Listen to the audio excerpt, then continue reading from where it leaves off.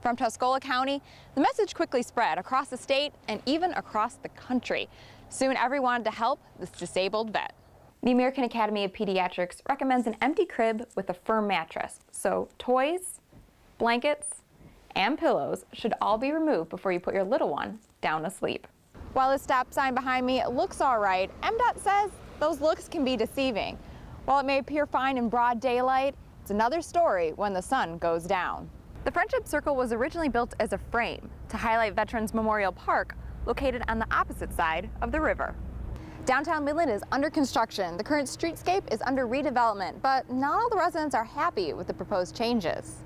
So what should you do if you collide with a deer? MDOT says step 1, pull over to the side of the road where you're safe. Then call 911 or your local police. And finally, take some pictures and make sure and document the damage for your insurance.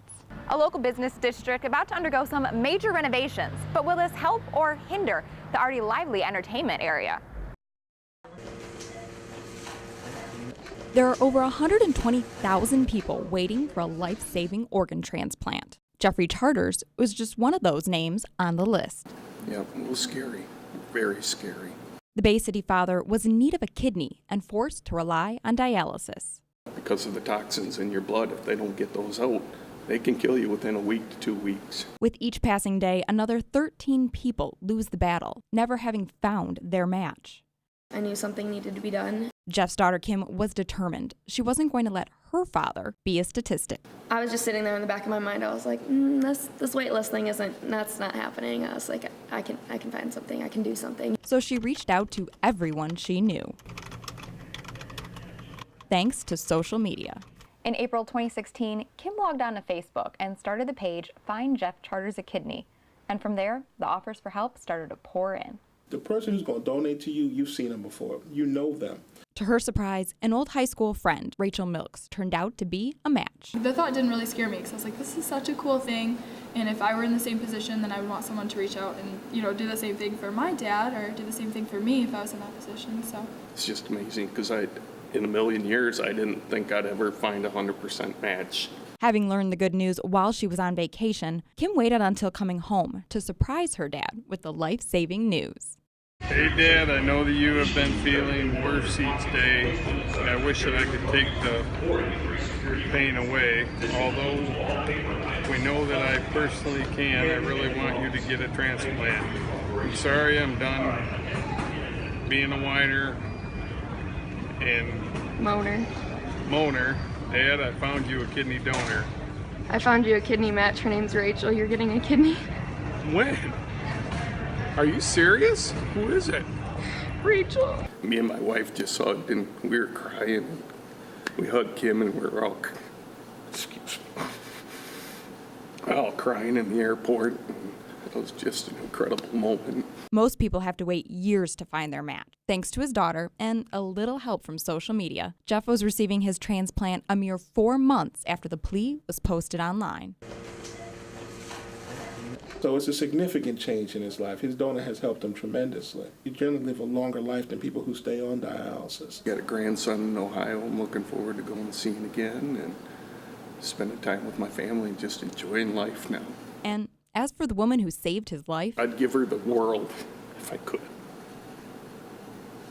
There's enough thank yous and hugs in the world for Rachel. She's an incredible person. They don't make many like her. it really wasn't as bad as, I guess, what people initially think it, is going to be. If I had more organs to donate, I probably would now that I've gone through it one more time. And if you'd like to become a living donor for someone on the wait list, you don't have to check your Facebook account. Simply log on to the National Registry at kidneyregistry.org. In Bay City, Sarah Jaeger, TV5. I have no idea why they would do this. I really don't. The only thing I can think of is somebody needed it more than I did. Lloyd Jobson is heartbroken. The avid hunter returned to the woods this past week and was shocked by what he saw, or rather, didn't see. Got out to my spot and everything was just gone. His blind, 2 chairs, and tripod were missing. I was so mad I wanted to cry. It's state land that we've hunted since I was a little kid, so never had no problems back in the day. So this disabled veteran, who served 4 tours of duty, left a note for the would-be thief. It's vandalism, it's theft, so something has to be done. I put these signs out, didn't think anybody was going to really read them. And now it's come to this. Fellow hunters approached Lloyd, reporting they've also had gear stolen. From Tuscola County, the message quickly spread across the state and even across the country. Soon everyone wanted to help this disabled vet.